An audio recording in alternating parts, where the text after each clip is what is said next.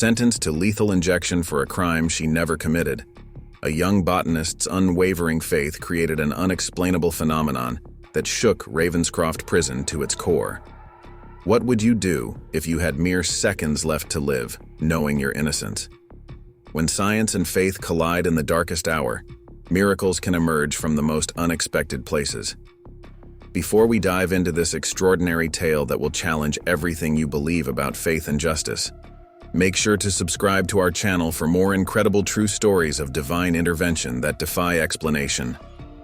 In the misty shadows of the Cascade Mountains, where ancient forests whispered secrets to those who would listen, Ariadne Thavaraj's story began like a quiet prayer carried on the morning wind. The daughter of a Tamil immigrant mother and a Greek father she had never known, Ari, as everyone called her, had always felt caught between two worlds: the mystical traditions of her mother's heritage and the precise logic of her scientific mind. At 32, Ari had built a life that perfectly balanced these seemingly contradictory forces. As a botanical researcher at the Clearwater Grove Research Center, she spent her days unlocking the secrets of medicinal plants that thrived in the Pacific Northwest's lush wilderness. Her small laboratory, filled with carefully labeled specimens and state-of-the-art equipment, was her sanctuary. But it was in her mother's garden, tending to rare herbs passed down through generations, where science and spirituality merged into something greater than the sum of its parts. Every morning before dawn, Ari would kneel in the dew-kissed earth of their garden, her hands deep in the soil as she recited ancient Tamil prayers taught by her mother Safiya. These weren't just words to her. They were a bridge between the empirical world she studied and the deeper mysteries she felt in her soul. The garden, a vibrant tapestry of healing plants from both Eastern and Western traditions, stood as a living testament to her unique perspective on life. The people of Clearwater Grove knew Ari as more than just the brilliant researcher who had published groundbreaking studies on indigenous medicinal plants. They knew her as the woman who freely shared her knowledge, teaching local children about the healing properties of common weeds, helping elderly neighbors with natural remedies, and working with Native American elders to preserve their traditional plant wisdom. Her small home, perched on the outskirts of town where forest met civilization, had become a quiet sanctuary for those seeking both scientific knowledge and spiritual comfort. But it was her work with terminal patients that truly set her apart. In collaboration with the local hospice, Ari had developed a program combining traditional plant-based palliative care with spiritual practices from various traditions. She approached each patient with a gentle presence that acknowledged both the scientific reality of their condition and the mysterious realm of the spirit. The body may be bound by physical laws, she would often say, but the soul speaks a language beyond molecules and cells. What few people knew was that Ari's deep connection to both science and spirituality had been forged in the fires of personal loss. Her father, a Greek Orthodox priest turned botanist, had disappeared in the mountains while searching for rare medicinal plants when she was just an infant. The mystery of his disappearance had left her with an insatiable drive to understand both the tangible and intangible aspects of existence. Her mother, Safiya, had raised her on stories that blended Tamil mysticism with Greek Orthodox teachings, creating a unique spiritual framework that Ari would later integrate with her scientific pursuits. In her laboratory, surrounded by microscopes and analytical equipment, Ari was known for her methodical approach and breakthrough discoveries. Her recent research had identified a previously unknown compound in a local plant that showed promising results in pain management. But it was her habit of writing ancient prayers in Tamil script alongside her scientific notes that raised eyebrows among her more traditionally minded colleagues. To Ari, there was no contradiction. The prayers were hypothesis, the research was exploration, and both were paths to understanding the profound mysteries of life. The morning that would change everything began like any other. Ari was in her garden before sunrise, the mist clinging to her dark hair as she harvested herbs for her latest research project. The mountains loomed silent and majestic in the distance, their peaks touched by the first hints of dawn. She couldn't have known that by nightfall, her carefully balanced world would be shattered, her faith tested beyond anything she could imagine, and her life's work would become the very thing that threatened to destroy her. As she gathered the last of the herbs, A rare species she had been cultivating for months, something unusual caught her eye. A plant she had never seen before, growing in the shadow of her prized specimens. Its leaves seemed to shimmer with an almost otherworldly iridescence in the early morning light. Later, she would look back on this moment and wonder if it had been a sign, a warning perhaps, of the extraordinary events that were about to unfold. But for now, she simply made a mental note to examine it more closely when she returned from the laboratory. The sun was just cresting the mountains as Ari packed her specimens into her worn leather satchel, the same one her father had used for his botanical expeditions. She couldn't shake the feeling that something was different about this day, a subtle shift in the air that went beyond the usual morning stillness. As she walked through her garden one last time, checking on her experimental plots, she whispered the morning prayer her mother had taught her. In science, we seek truth. In faith, we find guidance. In both, we discover wonder. Little did she know, these words would soon take on a meaning far beyond their daily ritual, as she found herself caught in a web of circumstances that would test not only her faith, but the very foundations of what she believed about science, justice, and the thin line between the explainable and the miraculous. The Clearwater Grove Research Center stood like a modern temple of science at the edge of the ancient forest, its glass walls reflecting the perpetual mist that cloaked the Cascade Mountains. For Ari, the laboratory on the third floor had been her second sanctuary for the past 7 years, a place where the precision of scientific inquiry met the mystery of natural healing. That morning, as she arranged her newly collected specimens under the powerful microscope, she couldn't shake the lingering unease that had followed her from the garden. Dr. Mira Chen, her research partner and closest friend at the facility, noticed her distraction immediately. "You've checked that same slide 3 times, Ari," she said, her voice carrying a note of concern. "Is everything all right?"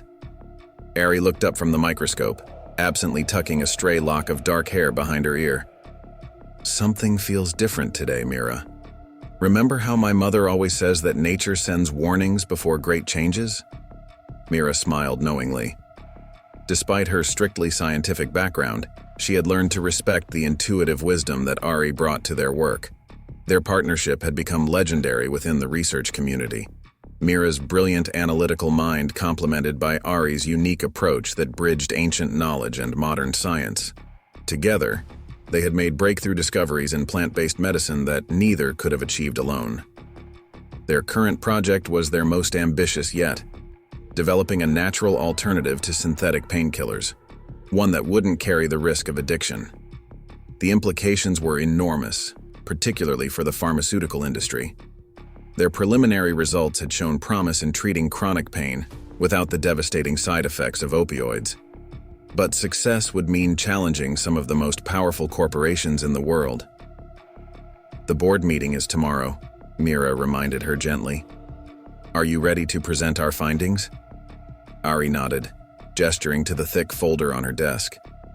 Inside were months of meticulous research, documentation of their trials, and the remarkable results they'd achieved using compounds derived from local plants, many of which grew in Ari's own garden. What made their work unique was how they had combined traditional healing knowledge with cutting-edge science.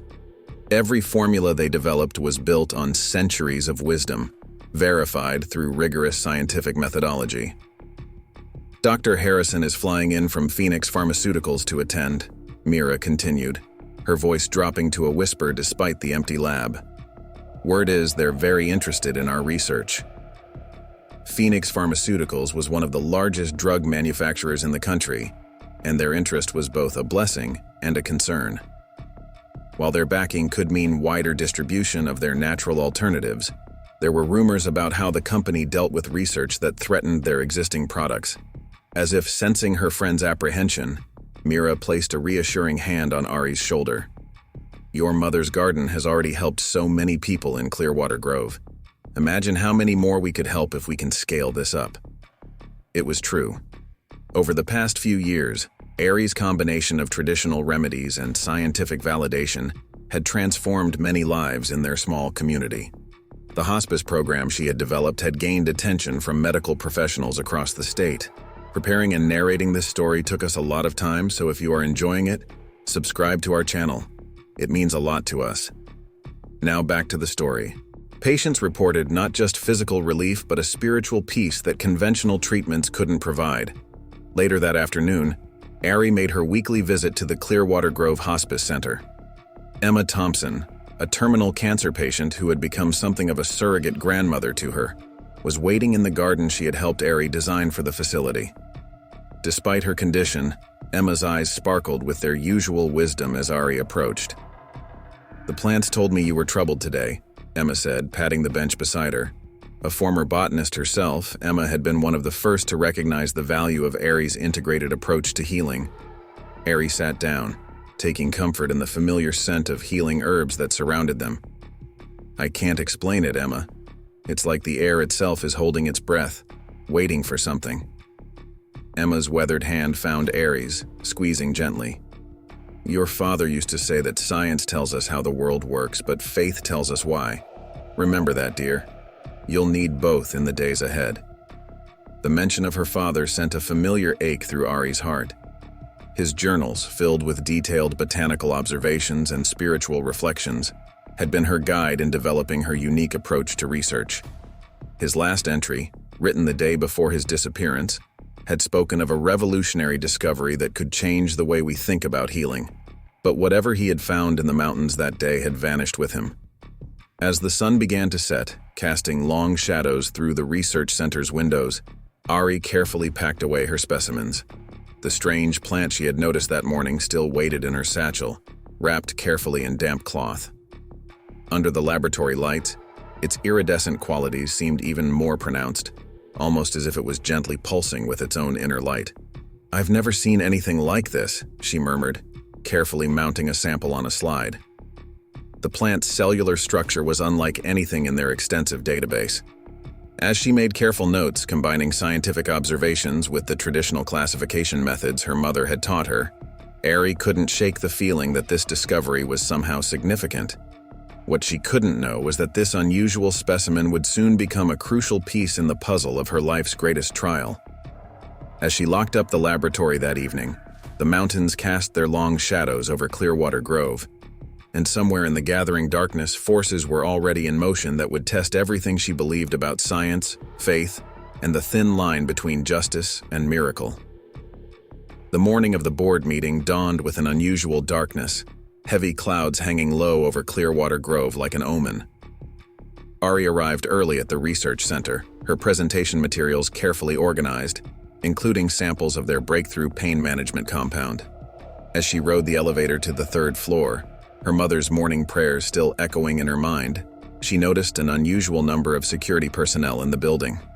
Dr. James Harrison from Phoenix Pharmaceuticals was already there, his expensive suit a stark contrast to the casual atmosphere of the research center. He stood with two other executives near Ari's laboratory, their hushed conversation stopping abruptly as she approached.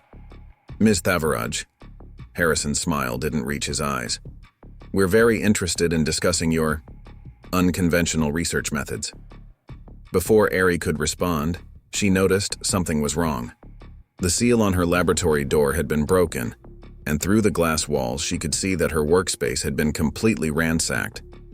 Petri dishes were shattered, paper scattered, and most alarmingly, her specimens were missing, including the mysterious plant she had discovered yesterday. What happened here? She rushed forward, but two security guards blocked her path.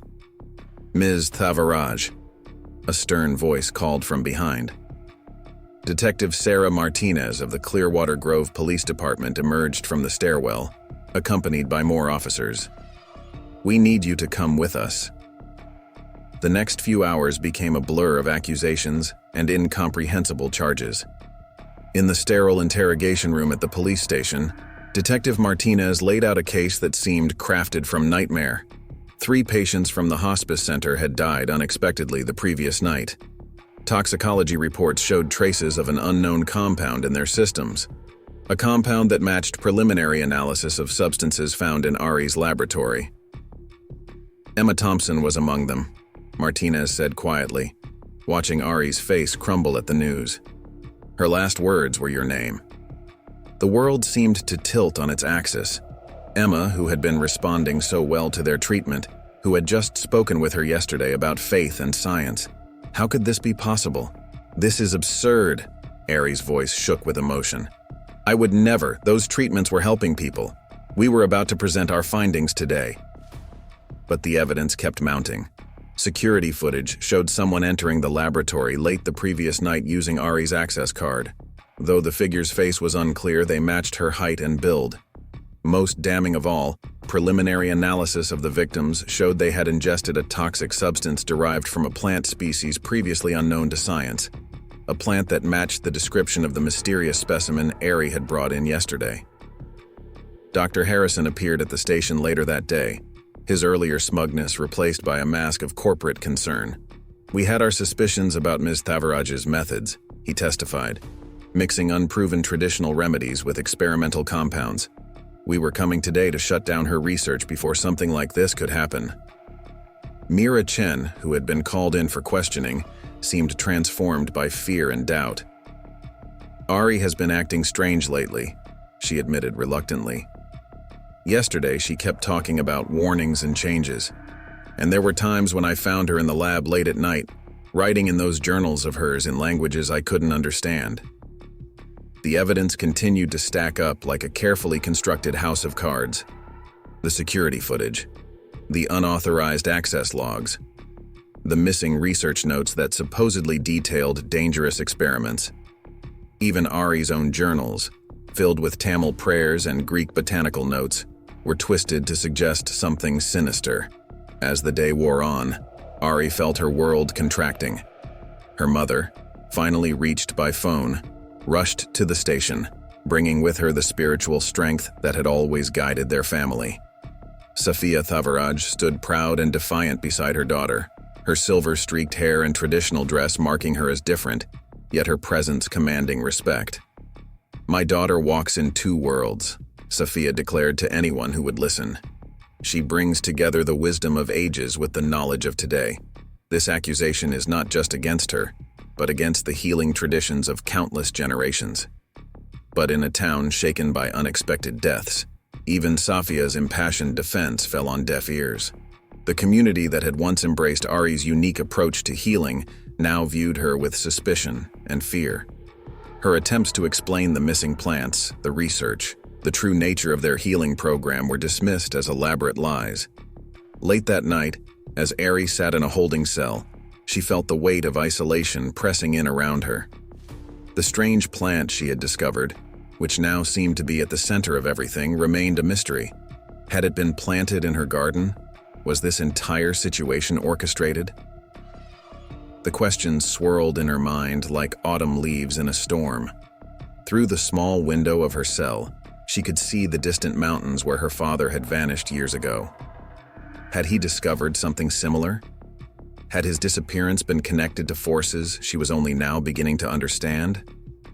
In the darkness, she whispered the same prayer she had spoken just yesterday in her garden. In science we seek truth. In faith we find guidance. In both we discover wonder. But now the words carried a desperate edge, a plea for understanding in a world that had suddenly turned hostile. What she didn't know was that this was only the beginning. The charges would soon escalate from criminal negligence to first-degree murder, and the justice system would move with unprecedented speed, driven by forces unseen but powerful. Forces that seemed determined to silence not just Ari, but the ancient wisdom she had worked so hard to validate through science. The fluorescent lights of the county courthouse buzzed overhead like angry wasps as Ari sat beside her court-appointed attorney, Marcus Rivera. 3 weeks had passed since her arrest, and the prosecution was pushing for an expedited trial, citing public safety concerns. The preliminary hearing had drawn a crowd. Former colleagues, townsfolk, and an unusually large number of pharmaceutical industry representatives filled the benches. The state intends to seek the death penalty, Prosecutor William Blake announced to the packed courtroom, his words falling like stones in still water. The deliberate nature of these crimes, the abuse of medical trust, and the sophisticated knowledge required to commit these murders demand the ultimate punishment. Marcus, a young public defender clearly overwhelmed by the case's complexity, shuffled through his papers. Your Honor, my client has no prior criminal record. She's a respected researcher with published works in leading scientific journals. These charges, Blake interrupted, are supported by overwhelming evidence. The mysterious plant species found in the victim's systems matches samples from the defendant's laboratory. Security footage places her at the scene. And most damningly, we have recovered encrypted research notes detailing experiments that can only be described as methodical preparation for murder. Ari's heart pounded as she recognized the leather-bound journal Blake held up, her father's research diary, filled with his notes about rare botanical specimens. The Tamil and Greek passages, meant to preserve ancient healing wisdom, were being twisted into something sinister. During a brief recess, Ari sat with her mother in a small consultation room. Safiya's hands trembled as she gripped her daughter's fingers. "There's something I must tell you," she whispered. "Before your father disappeared, he called me. He said he had discovered something in the mountains, a plant that could change everything, but he was afraid. He said powerful people would kill to control it." The revelation sent chills down Ari's spine. "The plant I found in our garden. It wasn't there by accident, was it?" Before Safiya could respond, Marcus returned with more troubling news. Phoenix Pharmaceuticals had offered to provide expert witnesses, all of whom would testify that Ari's research methods were dangerous and unauthorized. The company had also filed papers claiming ownership of all research conducted at the facility, including Ari's personal notes and traditional remedies. "They're not just trying to convict me," Ari realized. "They're trying to discredit everything we've worked for, all the traditional knowledge we've validated through science." As the days passed, more evidence mysteriously appeared. Security camera footage showed shadows and movements that could have been Ari, but the images were consistently grainy and inconclusive. Laboratory tests revealed traces of the toxic plant compound in her hair and clothing, though she knew she had never handled the specimens without proper protection. Dr. Chen, once her closest ally, now avoided eye contact during her testimony. "There were signs we missed," she said, her voice barely audible. "The late nights, the secret notes, the mixing of untested traditional compounds." But later, in the courthouse bathroom, Mira grabbed Ari's arm. "They threatened my family," she whispered before rushing away. The local media painted Ari as a dangerous extremist who had mixed primitive superstition with modern science, leading to deadly results. Her mother's garden was depicted as a den of dangerous experimentation rather than the healing sanctuary it had always been. Even the hospice program's success stories were rewritten as lucky escapes from a calculated plan. But resistance to this narrative began to emerge from unexpected quarters. Native American elders from the local tribes came forward to speak about the validity of traditional plant knowledge. Former patients testified about the legitimate healing they had experienced. Even some of Emma Thompson's relatives expressed doubt about Ari's guilt, remembering the deep bond between the two women. One afternoon, as Ari sat reviewing case documents in her cell, a young guard named Lisa Martinez, Detective Martinez's sister, approached with unusual news. "There's been a break-in at the research center," she whispered. "All the original samples from your laboratory have vanished, including the evidence being held for your trial." The prosecution quickly spun this as an attempt by Ari's supporters to destroy evidence, adding obstruction of justice to her charges. But Ari saw it differently. Someone was methodically erasing all traces of the truth. During a crucial hearing, Marcus finally managed to score a small victory. "Your Honor, the prosecution's entire case rests on a plant species they claim is unknown to science. Yet they can't produce this plant for independent analysis. The original samples have disappeared, and my client's research notes describing the plant are being withheld as corporate property. How can we mount a defense against a phantom?" The judge, though clearly pressured to keep the case moving, had to acknowledge the point. He ordered Phoenix Pharmaceuticals to release Ari's research notes, but when they were finally produced, key pages were missing, and others had been obviously altered. "They're not just trying to silence me," Ari told Marcus during a late-night consultation. "They're trying to erase an entire tradition of healing knowledge. But why? What did my father find in those mountains? What did I unknowingly discover in my garden?" As the case hurtled toward trial, Ari spent her nights in her cell, combining prayer with scientific analysis, searching for patterns in the seemingly random events that had led to this point. The strange plant, her father's disappearance, Phoenix Pharmaceuticals' intense interest in discrediting her work, all pieces of a puzzle she couldn't quite solve. One evening, as storm clouds gathered over the mountains visible from her tiny cell window, Ari made a decision. She would stop trying to fight the charges solely with scientific evidence. It was time to embrace both halves of her heritage, to combine the analytical precision her father had taught her with the deep spiritual wisdom of her mother's traditions. Something greater than corporate greed was at work here, and she would need both science and faith to uncover the truth. What she didn't know was that her true battle was just beginning, and that the forces aligned against her were far more powerful and more afraid of what she might discover than she had imagined. The trial began on a day when the Cascade Mountains disappeared entirely behind a wall of dark clouds. The courthouse steps were crowded with protesters holding competing signs, some demanding justice for the hospice victims, others supporting Ari's innocence. Inside the imposing granite building, Courtroom 3 had been transformed into an arena where science and spirituality would face their ultimate test. Prosecutor Blake's opening statement painted a chilling picture. Ladies and gentlemen of the jury, this case is about more than murder. It's about the dangerous combination of modern laboratory facilities with unproven mystical practices. Ms. Thavaraj didn't just kill 3 people, she betrayed the very foundations of scientific research. The prosecution's first witness was Dr. Harrison from Phoenix Pharmaceuticals, now presenting himself as an expert in research ethics. We had been monitoring Ms. Thavaraj's work for months, he testified, his corporate polish making even accusations sound reasonable. Her integration of so-called traditional wisdom with legitimate research raised numerous red flags. But we never imagined it would lead to this level of devastation. As Harrison spoke, Ari noticed something strange.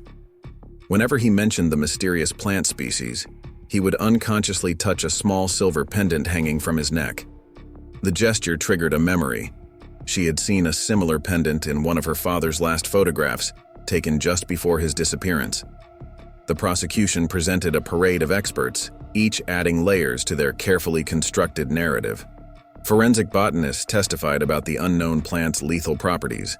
Security specialists analyzed the grainy footage showing someone who could have been Ari accessing the laboratory late at night. Computer experts presented fragments of encrypted emails that, taken out of context, seemed to suggest premeditation. But it was Mira Chen's testimony that struck the deepest blow. Her former research partner took the stand looking pale and afraid, her usually confident demeanor replaced by nervous glances toward the Phoenix Pharmaceuticals executives in the gallery. "Dr. Chen," Blake began, "please tell the court about the defendant's behavior in the days leading up to the deaths." Mira's hands trembled as she spoke.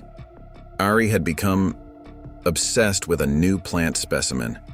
She wouldn't log it in the official database. She kept referring to her father's old journals, speaking in Tamil and Greek.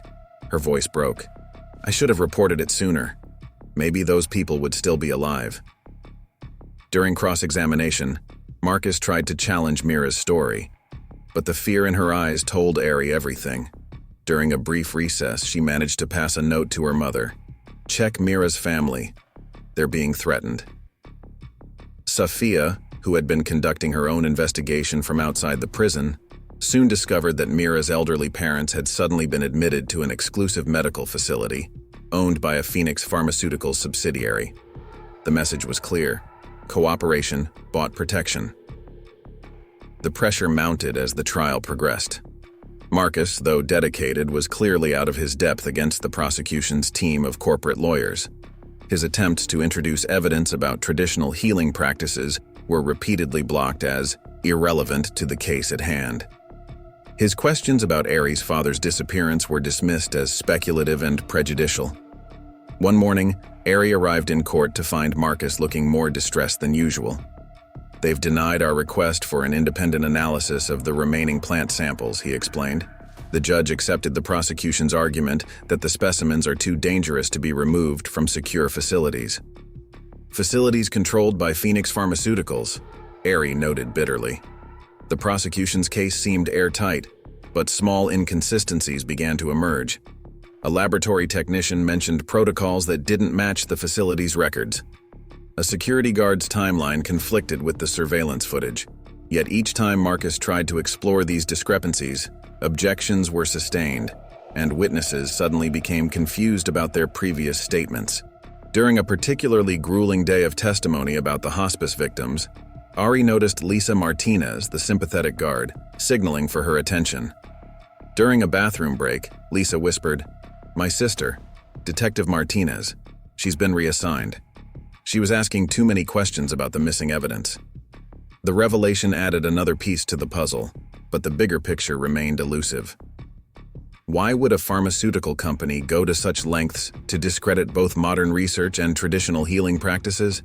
What was so special about the plant that had appeared in her garden? One afternoon, as expert testimony droned on about toxicology reports, Ari found herself studying Dr. Harrison's silver pendant again. The design was clearer now, a stylized mountain peak with what looked like a plant root system beneath it. The same symbol, she realized, had appeared in her father's last journal entry, accompanied by a warning written in Greek. Some knowledge is too powerful to be controlled. Some healing too profound to be owned. The trial's atmosphere grew more oppressive with each passing day.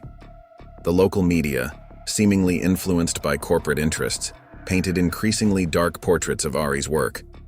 Her mother's garden was portrayed as a place of dangerous experimentation rather than healing. Even her childhood in Greece and Tamil Nadu was scrutinized, with experts suggesting that her multicultural background had made her unstable and unreliable. As the prosecution's case neared its end, Ari's hopes for acquittal dimmed. The evidence, though circumstantial, had been presented with devastating effectiveness. The jury's faces showed a mix of fear and conviction. They had been convinced that she represented a dangerous fusion of uncontrolled scientific experimentation and primitive superstition. Late one night in her cell, as she traced her father's journal entries for the 100th time, Ari felt a profound shift in her understanding. She had been fighting this battle on the prosecution's terms, trying to defend herself within the narrow confines of scientific evidence. But the truth she was approaching required both the precision of science and the insight of ancient wisdom, just as her healing work had always done. What she didn't realize was that her epiphany had come at a crucial moment. Forces beyond the courthouse were moving, and the path to her salvation would require more than just legal defense. It would demand a convergence of knowledge, ancient and modern, of faith and reason, in ways that would challenge everything she and her opponents believed possible. As the trial neared its devastating conclusion, unexpected allies emerged from the shadows like stars appearing in a darkening sky. The first ray of hope came from an unlikely source, Dr. Gabriel Santos, a retired pharmaceutical researcher who had worked with Phoenix Pharmaceuticals 30 years ago during the time of Ari's father's disappearance. Dr. Santos appeared at the prison during visiting hours, his aged frame carrying the weight of long-held secrets. "I knew your father," he told Ari, his voice barely above a whisper. "What happened to you?" "It's happening again. The same pattern, the same players, even the same silver pendant Harrison wears." Through the prison's visiting room glass, Santos carefully showed Ari a yellowed photograph. It showed a younger Harrison standing in front of a mountain cave wearing that distinctive pendant. Besides him stood Ari's father, holding a journal identical to the one now being used as evidence against her. The date stamp showed it was taken just 3 days before her father vanished. "Your father discovered something in those mountains," Santos explained, glancing nervously at the guards. "A plant with extraordinary properties, not just healing, but something more profound. Something that challenged everything we thought we knew about consciousness and recovery. Phoenix didn't just want to control it, they wanted to bury it." Lisa Martinez, the sympathetic guard who had been quietly gathering information, overheard their conversation. Later that night, she slipped Ari a note. "My sister found similar cases. Other researchers, other discoveries, other accidents, all connected to that mountain. Meanwhile, Safiya had been building her own network of allies. The local Native American elders, led by Joseph Whitehawk, had begun speaking out about the long history of corporate theft of traditional medicine. "This is not just about one researcher," Whitehawk declared to a growing crowd outside the courthouse. "This is about the systematic suppression of ancient wisdom that could benefit all humanity."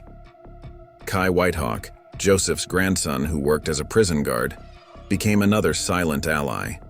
His position allowed him to ensure Ari's safety within the prison walls, where corporate influence had turned many against her.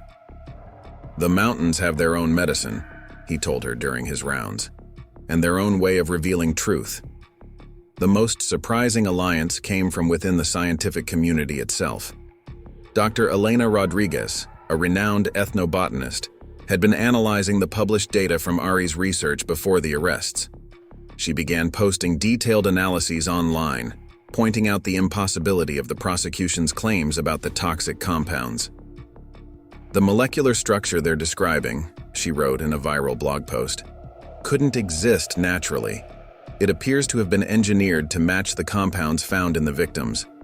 Someone is manufacturing evidence." But Phoenix Pharmaceuticals' influence ran deep.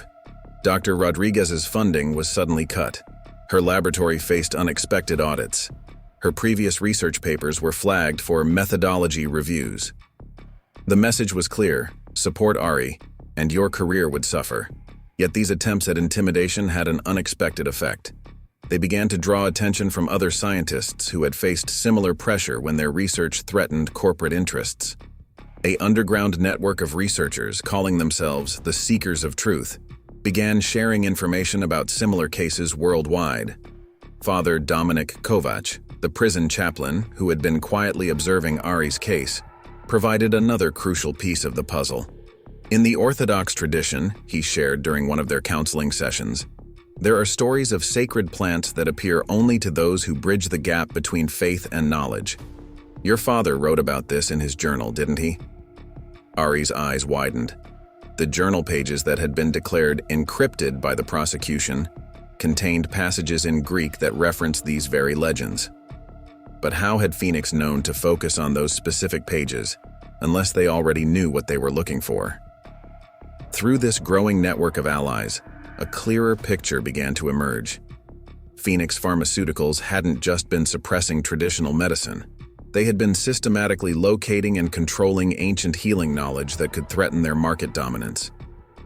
The mountain where Ari's father disappeared wasn't just a location, it was part of a pattern. Safiya, working with local herbalists and spiritual leaders, began documenting similar patterns across different cultures, stories of miraculous plants that appeared to chosen healers, only to vanish when corporate interests moved in. The plant that had appeared in Ari's garden wasn't a coincidence. It was part of an ancient cycle of revelation and suppression. Dr. Santos, despite increasing pressure to stay silent, managed to smuggle in copies of old research documents through Ari's legal team. The papers revealed a Phoenix Pharmaceuticals Special Projects Division that had been active in the Cascade Mountains region for decades, always appearing shortly before local healers or researchers disappeared.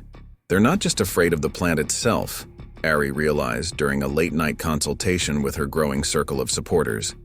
They're afraid of what it represents, the validation of ancient wisdom through modern science, the proof that there are things beyond their control. As these allies worked to uncover the truth, Ari felt her isolation beginning to lift. Each person brought a piece of the larger puzzle: scientific data, spiritual insights, historical patterns, corporate secrets. But time was running out. The trial was nearing its end, and the prosecution's narrative still held sway over the jury. One evening, as storm clouds gathered over the mountains again, Kai Whitehawk passed Ari a message from his grandfather. The elders say when truth and wisdom come together, even the mountains themselves will speak. Watch for the signs. Your father saw them too late. You must see them in time. What none of them realized was that their growing alliance had not gone unnoticed. As they worked to expose the truth, darker forces were moving to ensure that Ari's case would reach a swift and final conclusion.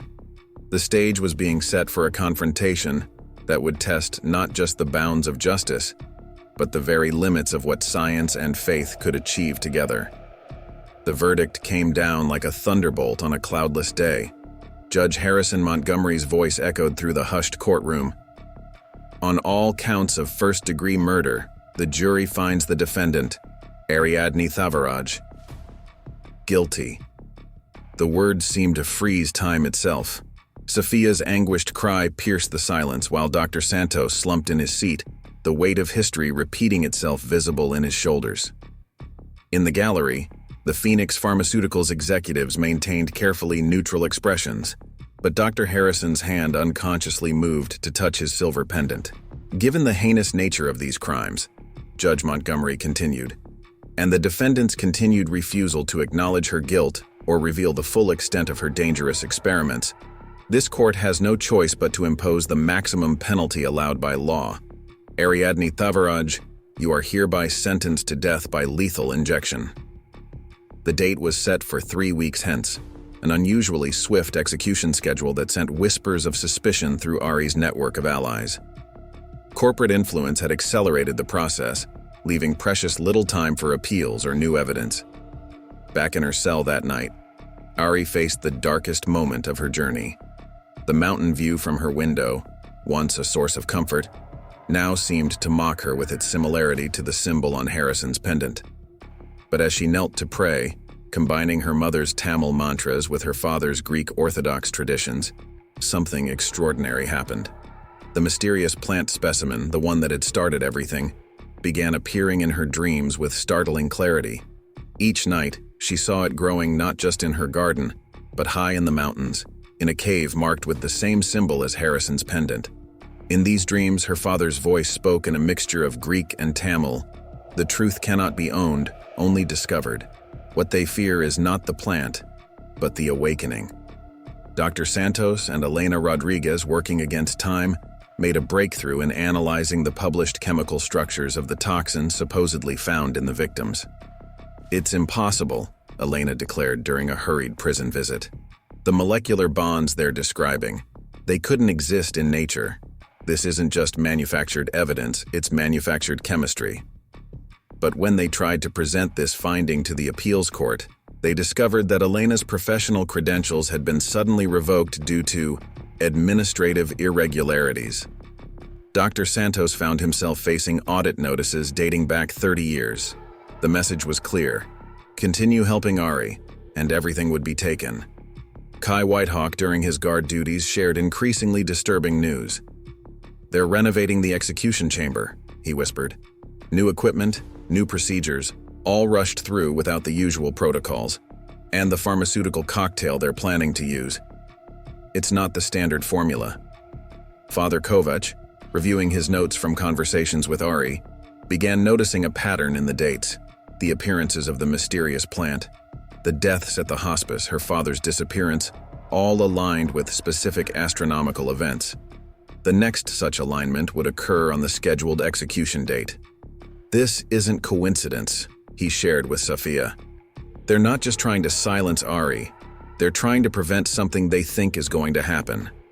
Lisa Martinez, still gathering information from her position within the prison system, discovered that Phoenix Pharmaceuticals had recently purchased the entire mountain range where Ari's father had disappeared. Construction crews were working around the clock, ostensibly for a new research facility, but satellite images showed them focusing on a specific cave system. As the execution date approached, Ari made a decision that would change everything. During a private meeting with Marcus Rivera, she revealed the full extent of her recent dreams and the connections she'd begun to see. The plant that appeared in my garden, she explained, it wasn't just a new species. It was a message, the same message my father discovered. There's a knowledge older than science, deeper than corporate patents. The mountain holds secrets they can't control, and they know it's about to reveal itself again. Marcus, though clearly struggling with the metaphysical implications, agreed to help. He filed a series of urgent motions, challenging the execution protocol, demanding independent analysis of the mountain site, requesting a stay based on new evidence. Each was denied with unprecedented speed. The night before the final appeal deadline, Ari received an unexpected visitor. Dr. Harrison himself came to her cell, his corporate polish showing cracks around the edges. "You don't understand what you're involved in," he said, fingers worrying his pendant. "What your father found, what you're about to trigger, some knowledge should remain buried. The world isn't ready." "You mean your prophets aren't ready?" Ari replied calmly, noting how the pendant's mountain symbol seemed to pulse in the dim light. "But you can't own truth, Doctor. Harrison, you can't patent wisdom that belongs to all humanity." His response chilled her. "We're not trying to own it, Ms. Thavaraj. We're trying to prevent it. What's coming? It's bigger than you know." As Harrison left, Ari understood that she had reached the point of no return. This wasn't just about proving her innocence anymore.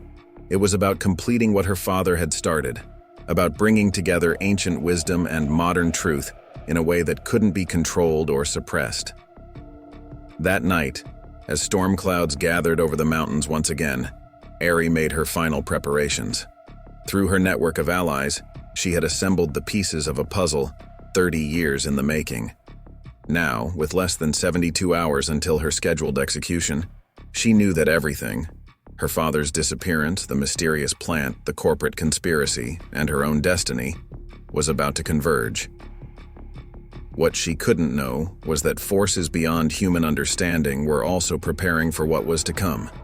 The mountains held their secrets, waiting for the moment when science and spirit, doubt and faith would finally merge into something that would shake the foundations of everything Phoenix Pharmaceuticals had tried to control.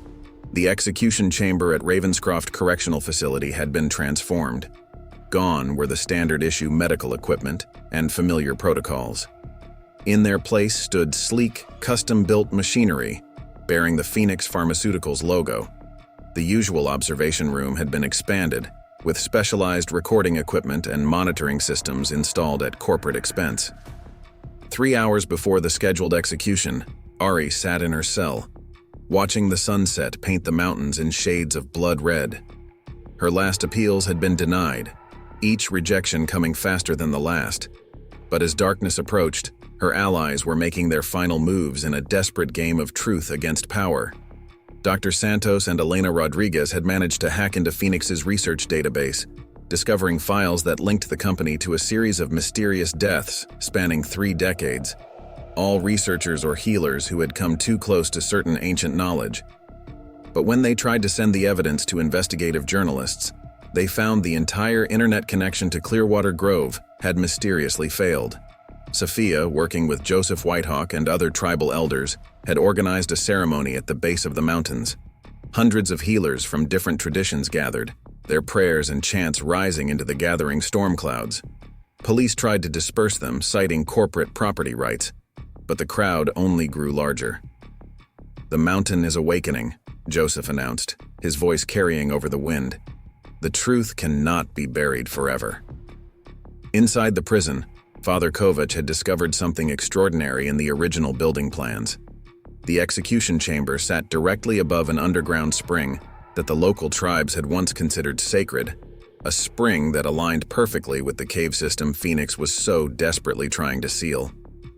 Kai Whitehawk, during his final guard shift before the execution, reported strange phenomena throughout the facility. Electronic systems flickered without explanation. Compasses spun wildly. Most disturbing of all, every plant in the prison garden had begun blooming out of season, their flowers turning to face the mountains. Lisa Martinez, monitoring security feeds, noticed unusual movements in the restricted areas.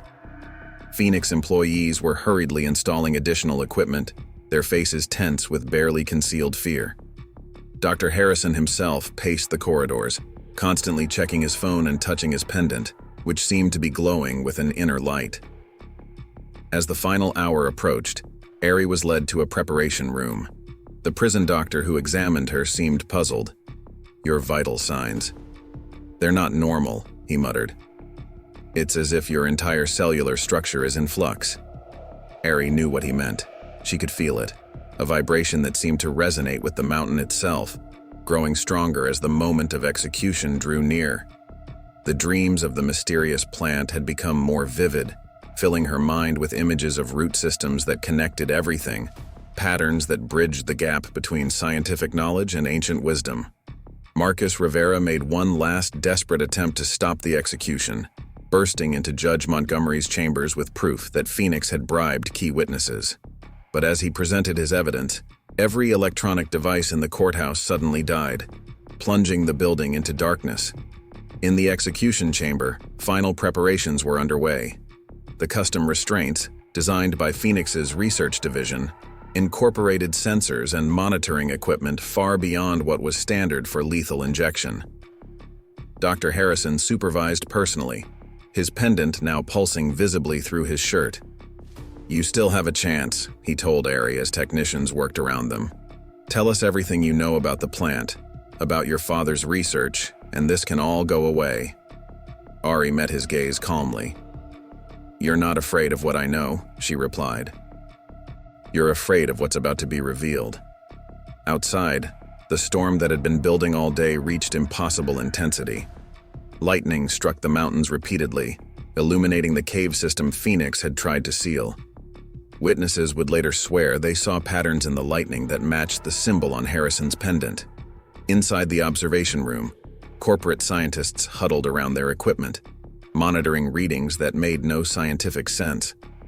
Energy patterns spiked off their charts. Quantum measurements defied known laws of physics. Someone whispered, "It's happening again, just like 30 years ago." As Ari was strapped to the execution gurney, she felt a profound shift in her consciousness. The boundaries between scientific understanding and spiritual insight began to blur. The vibration she had felt earlier grew stronger, resonating with something deep within the mountain. Father Kovac, permitted to stay with her until the end, noticed it first. The water in his blessing cup began to ripple in perfect geometric patterns. Similar patterns appeared in the execution chamber's fluorescent lights, in the liquid waiting in the IV bags, even in the air itself. Dr. Harrison's pendant was now blazing like a miniature sun. He grabbed it, trying to hide its light, but the pattern it represented had already begun replicating itself throughout the room. The corporate scientists' equipment began registering phenomena that should have been impossible. "Stop this!" Harrison demanded, but his voice shook with fear rather than authority. "You don't understand what you're unleashing." But Ari understood perfectly. In that moment, suspended between life and death, she saw everything with absolute clarity. The plant that had appeared in her garden, the knowledge her father had discovered, the truth Phoenix had tried to suppress, it was all connected to this moment, this convergence of science and spirit. As the execution team approached with their syringes of corporate manufactured death, Ari closed her eyes and began to pray. But this prayer was different from any she had offered before. It combined her father's Greek invocations with her mother's Tamil mantras, quantum physics with ancient wisdom, cellular biology with spiritual truth. What no one in that room yet realized was that they had unknowingly created the perfect conditions for something unprecedented. The corporate equipment, the sacred spring below, the mountain's awakening power, and Ari's unique bridge between worlds, all were about to combine in a way that would shatter the boundaries between what was known and what was possible. The moment the first drop of lethal solution entered the IV line, every electronic device in Ravenscroft Correctional Facility went dark. The backup generators, despite their recent corporate upgrades, failed to engage. But in the total darkness that followed, no one noticed at first that Harrison's pendant wasn't just glowing, it was levitating, pulling away from his chest as if drawn by an unseen force. "Continue with the procedure," Harrison commanded, his voice tight with barely controlled panic. Battery-powered emergency lights cast strange shadows as the execution team moved forward with their lethal protocol. But the liquid in their syringes had begun to change, crystallizing into patterns that exactly matched the symbol on Harrison's pendant. Outside, the storm had reached impossible intensity.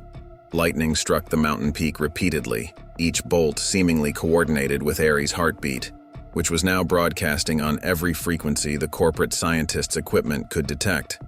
The sacred spring beneath the execution chamber began to pulse, sending vibrations through the facility's foundation that matched both the lightning strikes and Ari's heart rhythm. In the observation room, the corporate scientists watched in horror as their instruments registered phenomena that defied explanation. "The quantum readings are off the scale," one whispered. "It's like reality itself is starting to fold." Father Kovac, still standing beside Ari, felt something shift in the air itself. The water in his blessing cup had begun to glow with the same ethereal light as Harrison's pendant. When he tried to speak a final prayer, the words came out in perfect Tamil, a language he had never studied. Safiya, still conducting ceremonies with the tribal elders at the mountain's base, saw it first. The cave system Phoenix had tried to seal was emanating light in precisely the same pattern as her daughter's cellular structure, a pattern that should have been visible only under an electron microscope. Dr. Santos and Elena Rodriguez, monitoring events from their makeshift command center, received one final data burst before all communications failed. The chemical analysis of the execution drugs showed something impossible. Their molecular structure was spontaneously rearranging itself into the exact formation of the mysterious plant's healing compounds. Inside the execution chamber, Ari felt her consciousness expanding beyond the boundaries of ordinary perception. She could see the root systems running through the mountain, carrying not just water but information, the same information her father had discovered, the same wisdom the corporate world had tried to suppress. But now it was revealing itself in a way that couldn't be denied or controlled. "You can't stop this," she told Harrison, her voice resonating at frequencies that made the corporate equipment spark and smoke. "The truth doesn't belong to any one person or company. It belongs to all of humanity." Harrison lunged forward, trying to halt the procedure, but his pendant suddenly blazed with blinding intensity. In that flash of light, everyone in the room saw what he had been hiding: images of other executions, other researchers, other moments when corporate power had tried to silence natural wisdom. But this time, something was different. The mysterious plant that had appeared in Ari's garden was no longer just a memory or a specimen.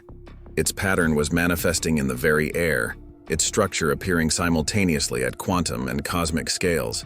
The corporate scientists' instruments registered one final reading before they melted. The pattern matched exactly with both the most fundamental particles of matter and the largest structures in the known universe. Lisa Martinez, watching through the observation window, saw Ari's body begin to emanate a light that seemed to come from everywhere and nowhere at once. The same light was now pouring from the mountain caves, from the sacred spring, from every plant in the prison garden, and from Harrison's pendant, which had torn free from his neck and was dissolving into pure energy. Kai Whitehawk, guarding the chamber door, heard his grandfather's voice in his mind. "The mountains remember. The truth cannot be buried. What was hidden is now revealing itself." The lethal solution, designed by Phoenix's best chemists to ensure a swift and certain death, had transformed completely. The corporate scientists watched in disbelief as their carefully engineered compounds reconstructed themselves into something ancient yet new, the exact molecular structure of life and healing that Ari's father had discovered 3 decades ago. Father Kovac, his blessing cup now overflowing with luminescent water, understood suddenly why Phoenix had been so afraid. This wasn't just about one plant or one discovery.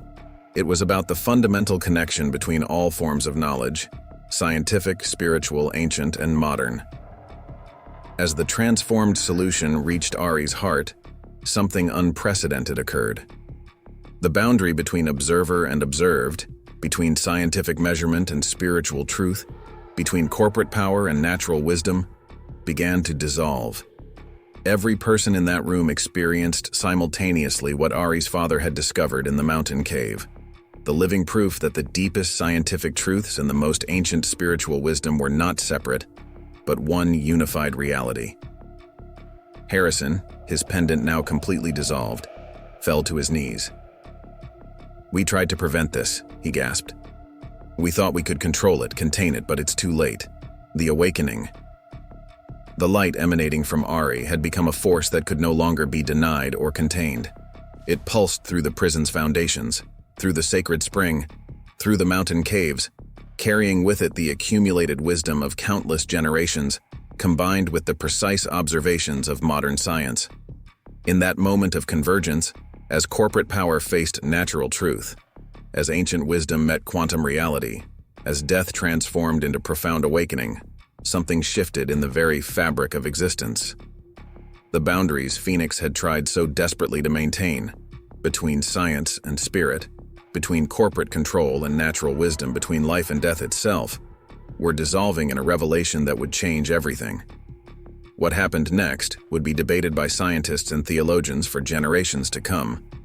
But in that moment, as the light reached its peak intensity, everyone present knew they were witnessing something that transcended both scientific explanation and spiritual understanding, a truth that could no longer be suppressed, contained, or denied. In the hours following the extraordinary events at Ravenscroft Correctional Facility, the world began to shift in ways both subtle and profound. The execution chamber, now filled with a lingering luminescence that no amount of corporate cleaning could remove, stood empty. The Phoenix Pharmaceuticals equipment, despite being state-of-the-art, had been reduced to molten slag, yet the ancient blessing cup in Father Kovich's hands remained intact, still glowing with inner light. Dr. Harrison was found in a state of complete transformation. The man who had orchestrated decades of corporate suppression sat in a corner of the observation room, tears streaming down his face, speaking in a mixture of ancient languages that scholars would later identify as containing fragments of lost medical knowledge from civilizations around the world. "I saw everything," he kept repeating. "All the knowledge we tried to bury, all the wisdom we feared. It wasn't just about profits. We were afraid of how it would change the world. But now everyone will know." The corporate scientists who had witnessed the event underwent their own profound changes.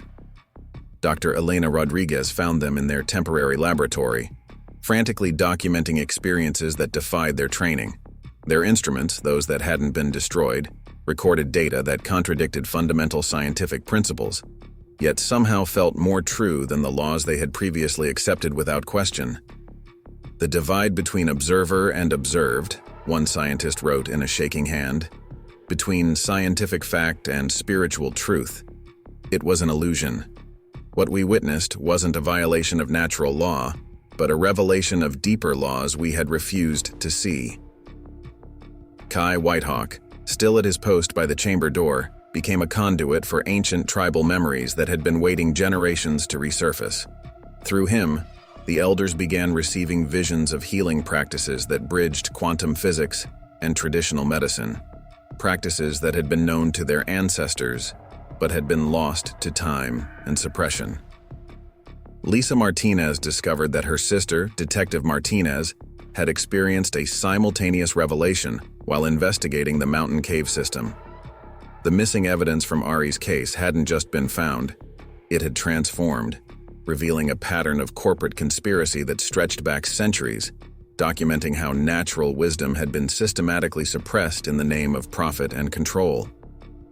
Father Kovach found himself writing automatic translations of Ari's father's journals, the words flowing through him in perfect Greek and Tamil, despite his never having studied these languages. The translations revealed not just scientific discoveries, but a complete paradigm for understanding how spiritual wisdom and empirical observation could work together to access deeper truths about reality. Safiya, surrounded by healing practitioners from diverse traditions at the mountain's base, witnessed something extraordinary. The plants around them, not just the mysterious species from Aries' garden, but every growing thing, began exhibiting properties that validated both ancient healing practices and cutting-edge biochemistry. It was as if nature itself was teaching them how to bridge the artificial divide between traditional wisdom and modern science. Dr. Santos, his decades of corporate research now seen in a new light, began compiling a document that would shake the foundations of the pharmaceutical industry.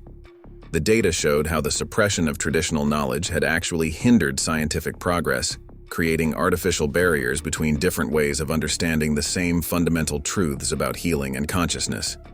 The press arrived in droves, drawn by reports of strange lights and inexplicable phenomena. But what they found defied conventional reporting. Their cameras captured images that seemed to show multiple layers of reality simultaneously. Their recordings picked up frequencies that contained information in ancient languages and mathematical equations at the same time. Marcus Rivera, who had fought so hard through legal channels, found himself becoming a different kind of advocate. The evidence he had tried to present in court was now presenting itself in ways that transcended legal precedent. The truth wasn't just being revealed, it was transforming the very systems that had been used to suppress it. Mira Chen, freed from corporate threats by the dissolution of Phoenix's power structure, began documenting how their research had actually been guided by principles found in ancient healing texts. The unconventional methods they had been accused of were actually rediscoveries of knowledge that had been intentionally hidden. The patients from the hospice center, whose deaths had been used to condemn Ari, became part of the revelation. Hospital records spontaneously updated themselves, revealing that they hadn't died at all. They had undergone a transformation similar to what was now occurring on a larger scale. Their bodies were found in the mountain cave system, in a state of suspended animation, waiting for the moment when the artificial barrier between life and death would be understood through both scientific and spiritual lenses. But perhaps the most profound ripple effect was seen in the corporate structure of Phoenix Pharmaceuticals itself. The company's databases began spontaneously decrypting, releasing centuries of suppressed research into the public domain. Patents dissolved as it became clear that the healing wisdom they had tried to control had never been theirs to own in the first place. The mysterious plant that had appeared in Ari's garden was now being found everywhere, but only by those who understood that it existed simultaneously as a physical specimen and a spiritual teaching. Its properties couldn't be isolated or synthesized because it represented something more fundamental, the living proof that true healing required both scientific understanding and spiritual wisdom. As night fell over Clearwater Grove, the mountain caves continued to pulse with light that could be measured both in lumens and in frequencies of consciousness. The sacred spring beneath the prison had become a site of spontaneous healing, but only for those who could approach it with both empirical observation and spiritual awareness. The world was changing, not through violence or revolution, but through a fundamental shift in understanding. The artificial boundaries between science and spirituality, between corporate power and natural wisdom, between life and death itself, had been revealed as illusions. A new way of seeing and knowing was emerging, one that honored both the precision of the laboratory and the wisdom of the ages. Dawn broke over Clearwater Grove with a light that seemed to carry new properties, visible simultaneously to scientific instruments and spiritual perception. Ravenscroft Correctional Facility, its walls still humming with residual energy from the night's events, had become something entirely different from a place of imprisonment. The execution chamber, now transformed into what scientists would later call a quantum spiritual nexus, continued to emit frequencies that broke down the barriers between different ways of knowing. Ari emerged from the chamber not as a prisoner or a victim, but as a living bridge between worlds. Her cellular structure, when observed under electron microscopes, displayed the same patterns found in ancient healing mandalas and sacred geometry. Yet she was also completely, undeniably human, perhaps more so than ever before. The official exoneration came swiftly, but it seemed almost redundant. How could human laws claim to judge someone who had become living proof of their own limitations? Nevertheless, Judge Montgomery, his legal worldview forever altered by what he had witnessed through the courthouse windows, issued a statement that would be studied in law schools for generations to come. The court recognizes that our system of justice, like our system of scientific knowledge, has been artificially limited by our refusal to acknowledge deeper truths. The case against Ariadne Thavaraj was not just a miscarriage of justice, it was a symptom of our collective blindness to the unity of all forms of wisdom. The Phoenix Pharmaceuticals Executive Board, those who hadn't experienced spiritual awakening during the event, attempted damage control, but their corporate infrastructure was dissolving as rapidly as Harrison's pendant had. Their databases continued to spontaneously decrypt, releasing not just suppressed research, but evidence of how traditional wisdom had been systematically stolen and buried for centuries. Dr. Harrison himself became an unexpected ally in the transformation. The man who had orchestrated so much suppression now worked tirelessly to reveal everything he had helped hide. "I thought we were protecting the world from dangerous knowledge," he explained to a gathering of scientists and spiritual leaders. "But we were really protecting our own ignorance from liberating truth." The mysterious plant that had started everything began appearing in research facilities and sacred sites around the world, but only where scientific inquiry and spiritual wisdom were genuinely united. It could be studied in laboratories, but only by researchers who understood that empirical observation was just one way of knowing. It could be used in healing rituals, but only by practitioners who respected the precision of scientific validation. Safiya and the tribal elders established a new kind of healing center at the base of the mountains. Here, doctors worked alongside traditional healers, their combined knowledge creating treatments that were simultaneously validated by double-blind studies and ancient wisdom. The sacred spring that had flowed beneath the prison was now accessible to all, its waters carrying both measurable healing properties and spiritual significance. Father Kovac, his understanding of faith forever expanded, began teaching a new generation of spiritual leaders how to integrate scientific knowledge with religious tradition. His blessing cup, still gently glowing, became a symbol of how the miraculous could be both spiritually profound and scientifically verifiable. Dr. Santos and Elena Rodriguez established a new research institute dedicated to reunifying different forms of knowledge.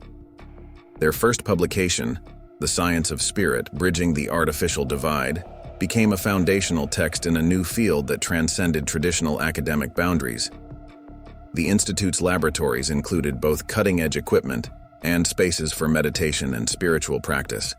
Mira Chen, freed from corporate pressure, began documenting how their original research had actually been guided by principles found in ancient texts. "We weren't discovering something new," she explained in a groundbreaking paper. "We were remembering something that had been intentionally forgotten." The patients from the hospice center, awakening from their suspended animation in the mountain caves, became living proof of how death itself had been misunderstood.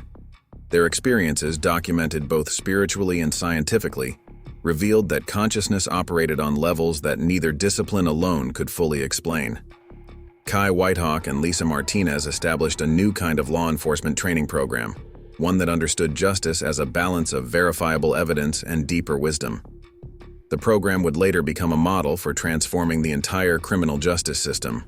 Marcus Rivera, no longer constrained by traditional legal frameworks, began advocating for a new kind of law that recognized multiple ways of establishing truth.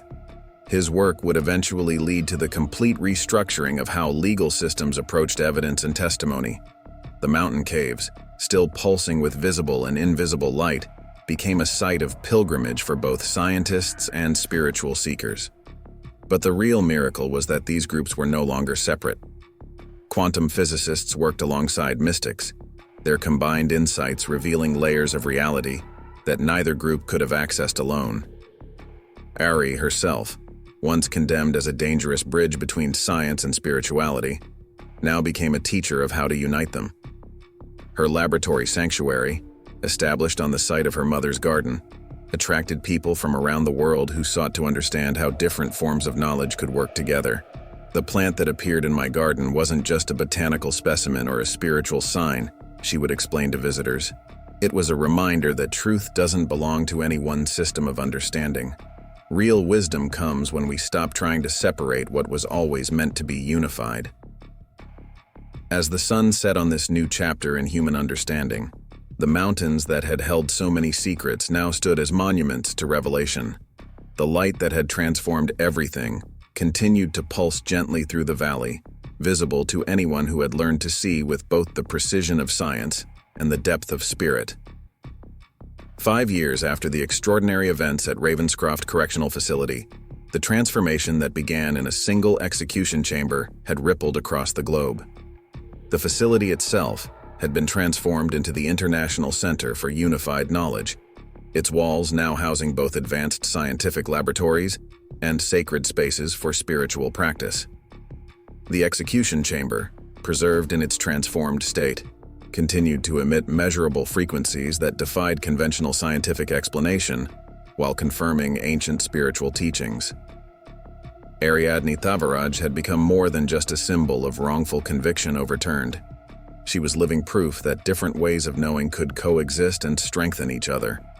Her story was taught in universities and spiritual centers alike, not just as a testament to the power of faith, but as a turning point in human understanding. What happened that night wasn't just about saving one life, Ari would often say during her lectures, which filled auditoriums with scientists and spiritual seekers alike. It was about saving our connection to truth itself, all forms of truth. The mysterious plant that had appeared in her garden was now understood to be what her father had discovered decades earlier, a living bridge between different forms of knowledge. It couldn't be patented or controlled because it existed simultaneously as a physical specimen and a spiritual teaching. Research centers around the world studied it, but only those that maintained a balance between empirical observation and deeper wisdom could successfully cultivate it. Safiya's healing center at the base of the mountains had become a model for a new kind of medical facility, one where MRI machines operated alongside meditation rooms, where chemotherapy was enhanced by ancient healing practices, where the boundary between physical and spiritual healing dissolved into a more complete understanding of human wellness. Dr. Harrison, fully transformed from corporate suppressor to advocate for unified knowledge, had established a foundation dedicated to releasing all the healing wisdom that Phoenix Pharmaceuticals had hidden. Our greatest crime, he would say, wasn't just suppressing this knowledge. It was convincing the world that different ways of knowing had to be in conflict. The legal system underwent its own transformation, sparked by Ari's case. Courts now recognized that truth could be established through multiple valid paths, not just through conventional evidence. Marcus Rivera's new legal framework, which integrated scientific proof with deeper wisdom, had been adopted by justice systems worldwide. Father Kovach's blessing cup, still emanating its gentle light, had become a subject of study for both religious scholars and quantum physicists. The water it held demonstrated properties that could be measured scientifically while retaining its spiritual significance, a perfect metaphor for the new understanding that had emerged.